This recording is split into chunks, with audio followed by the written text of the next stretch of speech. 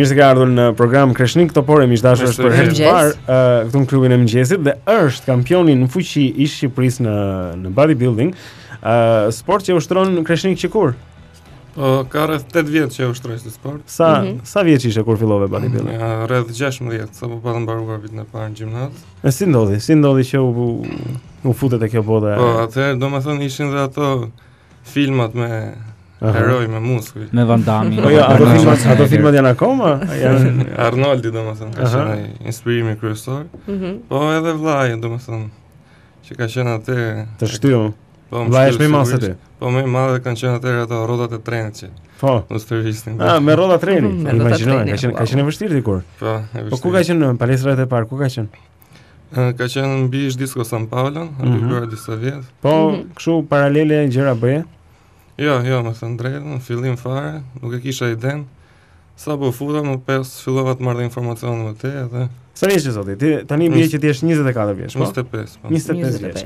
Dhe je shpallur këtë vit je kampionin fuqi i Shqipërisë për bodybuilding. Po, këtë vit. Je shikoj se sa i madh që është. Shumë.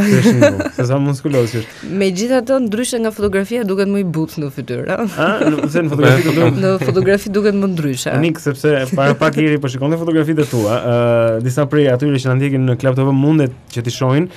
Miq e gjeni Kreshnikun edhe në Facebook, po fotot e tij janë edhe tek faqja jonë në Facebook, facebook.com fraksion klubi i mëngjesit.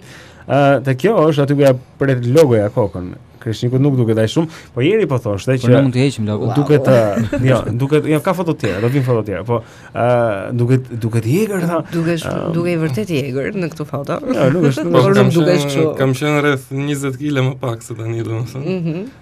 Është kjo faza mbas të konkursit që shton gjithmonë pesh, sepse jemi në një fazë gjatë në dietë, pa krip dhe sa më pak krip të ketë trupi, aq më pak ujë mban. Në momentin që ti domethënë fillon i fut gjitha kripën, sheqerin e ujin, është normale gjitha i shtim peshë sepse trupi fillon të mbaj ujë. Po kjo është interesante, se ti je në gjendje ta bësh edhe ti. Çfarë se ç'bën Kreshniku? Kur Kreshniku është duke u stërvitur për gjithë njerëzit besoj se i rrin larg. Kur i afrohet gara, që ky duhet dalë atje dhe të konkurrojë, ky mund të humbas 20 kg në peshë. Wow. Po, që të bëhet ganti për garë. Dhe e bën këtë pa problem fare. Njerëzit vuajnë gjithë jetën që të humbasin 6 kg, 7 kg. Dietën të pak. Po pra. Çfarë ndodh është që domethënë trupi i një bodybuilderi nuk është gjithmonë njësoj. Është në kohë gare, është edhe pastaj në kohë, kështu që tani e shikon edhe më të madh. Kam përshtypjen më voluminoz tani se ç'ishte në garë, apo? Po, domethënë mbi 20 kg më shumë se ç'isha në garë. Mbi 20 kg. Alo. Wow. Edhe kjo sepse ti çfarë shton në dietë? Brumin fut. Po, shtoj karbohidratet. Mjafton domethënë të studiosh pak dietologji, apo ku diun me informacionet që mund të marrësh në internet, të mësosh makronutrientët, që janë karbohidrati, yndyrnat dhe proteinat, edhe mbas atyre domethënë është shumë e lehtë shtosh apo të humbasësh peshë. Vetëm që të bësh bodybuilder duhet edhe të njohësh pak anatominë. Po, anatominë, dietologjin. A është e vështirë? Stërvitja ti je bodybuilder, është e vështirë disiplina që duhet, lloji dietës që duhet mbash. Dieta është e vështirë, sidomos fazën e fundit është shumë e vështirë, sepse energjia është shumë e ulët, domethënë në ato foto duket sikur nuk e di, unë jam shumë i fuqishëm apo kush e di se çfarë, po ajo është faza domethënë më e dobët. Është faza më e dobët e. Sepse këtu ti nuk e ngrën fare sheqer, ke hequr komplet karbohidratet, ke ulur domethënë sasinë e yndyrës në trup. Po energjia është shumë e ulët, peshat që bën stërvitje janë shumë të vogla. Domethënë thjesht imazhe, iluzion. Kurse tani je duke u stërvitur fort. Po. Tani je duke ngritur më shumë, je duke ngrënë më shumë, duke pasur më shumë energji kur shkon atje në palestër? Po, është normale kjo sepse duhet vësh pesh. Duhet vësh shumë pesh që muskujt të arrish domethënë të forcosh, të bësh me pesha më të rënda, edhe më pas domethënë në fazën e dietës arrin që ti humbasësh yndyrën dhe të nxjerrësh më pa vetëm muskujt. Sa është ndjekur si sport kjo bodybuilding në Shqipëri? Domethënë është një qef ka, unë do të them që domethënë çunat gjithmonë kanë çik qef, kështu është madje sidomos ajo mosha. Tamam, mosha kur ty të kapi, po ty të kapi edhe të mbajti, si thua, si pasion edhe sot je kampioni i Shqipërisë në këtë. Por kam përshtypjen që vjen një moshë që pastaj njerëzit e lënë, se nëse do pish cigare, nëse do fillosh to diskote këto, domethënë alkoolin e këto gjërat e tjera nuk bën dot bodybuilding. Kam përshtypjen që ti e privon veten nga shumë prej këtyre gjërave për disiplinën e sportit, apo jo? Në fazën e garës normalisht duhet ta privosh veten nga të gjitha këto. Po që nuk është domethënë se ka ndonjë rregull që të shkruar që. Jo, sigurisht, nuk është se je eremit. Thjesht që i mban domethënë këto rregulla. që dalësh sa më mirë, domethënë edhe në sport, në moshën më të hershme mund të vazhdosh sportin, edhe nëse pi pak alkool, se pak duhan, nuk ka ndonjë problem të madh. Po që domethënë nuk mund të jesh pasaj garues nëse do bësh ashtu. Nëse hyn pasaj profesionizëm edhe ti je pretendent për të parë titullin, duhet që normalisht ka sakrifica.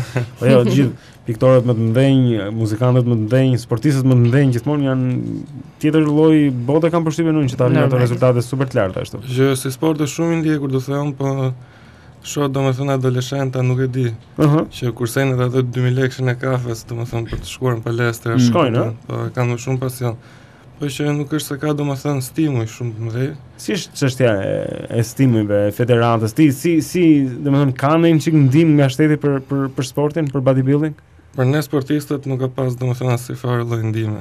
Ti je kampion i Shqipërisë, ti nuk njeh asnjë forcat e tua. Asnjë lloj ndihme nga shteti? Nga shteti jo, përveç se domethënë falenderoj dikush që më ka ofruar palestrën falas. Nga shoqëria i bie. Po.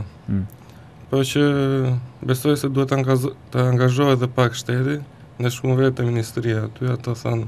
Çfarë thanë? Iku dhe vitin tjetër. Me kismetë. Ministria. Iku dhe po më përqinë një vjetor ndoshta. S'kemi çaj bën. S'ka më shikoj se e di se sa duhet haj një kampion për të mbajtur rezultatet, për të mbajtur trupin, vetëm te ushqimi është diçka që duhet kesh një dietë absolute, plus pastaj që duhen suplementet e tjera. Kam përshtypjen unë se i duhen aminoacidet, i duhen proteinat, i duhen sa gjëra të tjera që janë normale, janë esenciale, domethënë. Ato janë ku diun tani, janë si atletet për një që vrapon, e kupton? Po, njerëzit tu janë pa informuar, nuk e dinë se çfarë janë, domethënë nuk e dinë ku ti klasifikojnë më saktë. Po ato janë thjesht suplemente, domethënë përdoren domethënë shumë gjerësisht jashtë shtetit. Është një lloj domethënë sikur ajo proteina që ti merr që është e koncentruar, nxirret nga qumshi apo absolutisht nga hirra, po. Edhe është thjesht e koncentruar, është një lloj domethënë si të hash një vak me proteinë me mish pule apo me peshk. Mendi se njerëzit tremben duket sikur marrin ilaçe, apo marrin drog, marrin. Domethënë në vërtet nuk është asgjë. E di, është ushqim. Okej, mua më vjen mirë që ti je shpallur kampion i Shqipërisë, edhe pse je djalë i mirë dhe i dedikuar ndaj sportit. Unë uroj më të mirat, unë uroj që edhe shteti të ketë një çik vëmendje më shumë për rezultatet, po edhe të uroj rezultate në nivel tjetër pastaj, ndërkombëtar edhe europian. Faleminderit. Kështu që Kreshnik Topore miq dashur, është kampioni i Shqipërisë, kampionët e harruar të bodybuilding. Askush nuk Kreshnik se mund të bësh shok me ty. Se të kesh Kreshnikun shok. Shumë histori. Ka një shok në klubin e mëngjesit Kreshnikun dhe ky jam unë. Nuk ka nevojë për shumë shok në klubin e mëngjesit. Nikoj se do dalim bashkë të përcjellon. Them pas pak miq dashur, është klubi i mëngjesit në valët e Club FM 104, Kasabian tani Man of Simple Pleasures.